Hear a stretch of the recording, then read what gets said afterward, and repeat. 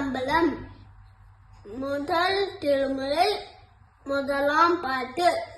தோடுடைய செவியன் விடையேறி ஓசூவன் மடிசோடி காடுடைய சொடலை பொடி பூசி என்னுள்ளம் கவர் கல்வன் ஏடுடைய மலரான் உன்னை நான் பணிந்தேத்த அருள் செய்த